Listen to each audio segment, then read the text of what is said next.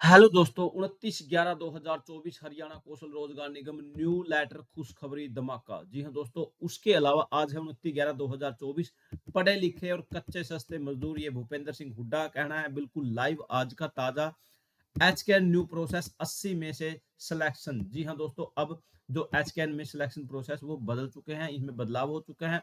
अब selection process रहेगा वो 80 मार्क्स में से रहेगा। उसके अलावा अगर आप 50 मार्क्स हैं, आपके 60 हैं, 70 हैं, और इनमें से किन की नौकरी पक्की। जी हाँ दोस्तों, अगर आप हरियाणा कौशल रोजगार निगम में जॉब पाना चाहते हो या कौशल रोजगार निगम में लगे हुए हो तो फटाफट से चैनल को सब्सक्राइब कर लीजिए। जी हाँ दोस्तों, मैं आज आपको 29/11/2024 की अलग अलग 3 से 4 बेहतरीन अपडेट आपको दिखाने वाला हूँ। एचकेएन का नया लेटर दिखाने से पहले जो कौशल रोजगार निगम का एक नया खुशखबरी वाला लेटर आया है, उससे पहले मैं आपको यहाँ दिखाने वाला हूँ। हरियाणा के पढ़े लिखे युवाओं को कच्चे और सस्ते मजदूर बना रही है बीजेपी, ये भूपेंद्र सिंह हुड्डा का कहना है। कहा, युवाओं की योग्यता के मुताबिक रोजगार और काम के मुताबिक वेतन दे सरकार। कौशल निगम की बजाय मनमानी बंद करे, 2 लाख पक्की नौकरियां करे सरकार। भूपेंद्र सिंह हुड्डा ने कहा, बीजेपी हरियाणा के युवाओं को कच्चे सस्ते मजदूर बनाने की नीति में आगे बढ़ रही है, इसलिए खाली पड़े 2 लाख पदों पर पक्की भर्ती करने की बजाय कौशल रोजगार निगम में लगाए जाते हैं। ये सरकारी पढ़े लिखे युवाओं के बेहद कम वेतन में सस्ते मजदूरों की तरह काम ले रही है। कौशल निगम में न ही किसी प्रकार की मेरिट है, न कोई पेपर है, न योग्यता है, न आरक्षण है, न परिषद, न पद, न पेंशन। बीजेपी द्वारा मनमानी तरीके से यहाँ पर मनमानी तरीके से किसी क्राइटेरिया के कौशल रोजगार के जरिए भर्ती की जा रही है।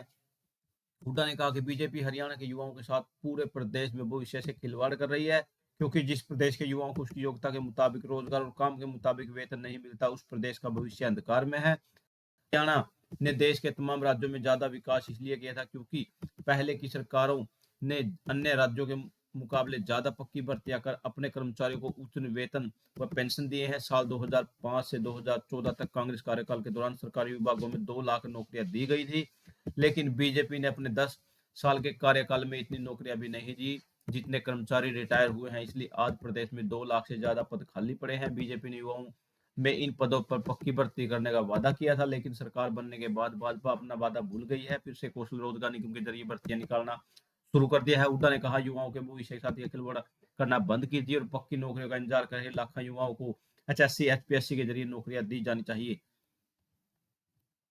ये देखिए दोस्तों, बेहतरीन धमाकेदार letter. Directorate of secondary education, माध्यमिक शिक्षा विद्यालय, यहाँ आज की तारीख दिखाने वाला हूं मैं। यहाँ पर ये देखिए दोस्तों, आज 28/11/2024, अभी 29/11/2024 के सुबह के 6 बजे हैं। और यहाँ सभी जिला शिक्षा अधिकारी हरियाणा राज्य यादी क्रमांक दे दिया गया है। यहाँ पर बोल दिया गया है, एचकेएन के तहत नियुक्त किए गए चतुर्थ श्रेणी कर्मचारियों का अनुबंध बढ़ाने बारे। यहाँ विशंकित मामले में हरियाणा कौशल रोजगार निगम के तहत नियुक्त किए गए ग्रुप डी के कर्मचारियों का अनुबंध बढ़ा जाना है, अतः आपको लिखा जाता है कि इस बारे में रिपोर्ट भेजने का कष्ट करें। आपके जिले में हरियाणा कौशल रोजगार निगम के तहत कार्यरत ग्रुप डी के कर्मचारियों का आचरण सही है, इनके विरुद्ध कोई जांच शिकायत लंबित नहीं है। उक्त सूचना विभाग की ईमेल आईडी यहाँ पर दे दी गई है। पर दिनांक 29/11/2024, ये देखिए दोस्तों, आज 29/11/2024 है। दोपहर 12 बजे तक भिजवाना सुनिश्चित करें। मामले में देरी के लिए आप स्वयं जिम्मेवार होंगे, कृपया इसे उच्च प्राथमिकता दे। यहाँ उप अधीक्षक, यहाँ HRME, यहाँ सभी के सभी उनके पंचकूला के सिग्नेचर दिए गए हैं। लेकिन अब मैं चलता हूँ एचकेएन की ऑफिशियल साइट पर। जैसे ही मैं एचकेएन सर्च करता हूँ, यहाँ मेरे को थोड़ा नीचे आना पड़ेगा।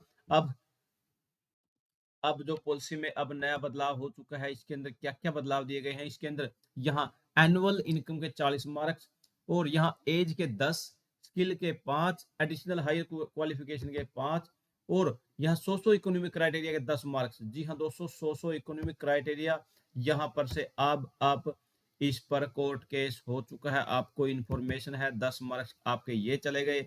लेकिन यहाँ सीईटी पास के 10 मिलेंगे, यहाँ इसके डिप्लोमेंट के मिलेंगे आपको। यहाँ पर प्री स्टेट एक्सप्रेस, यहाँ 10 मार्क्स आपके एक्सप्रेस वाले भी अब काट दिए गए हैं। अब आपका जो सिलेक्शन प्रोसेस रहेगा वो 80 मार्क्स में रहेगा।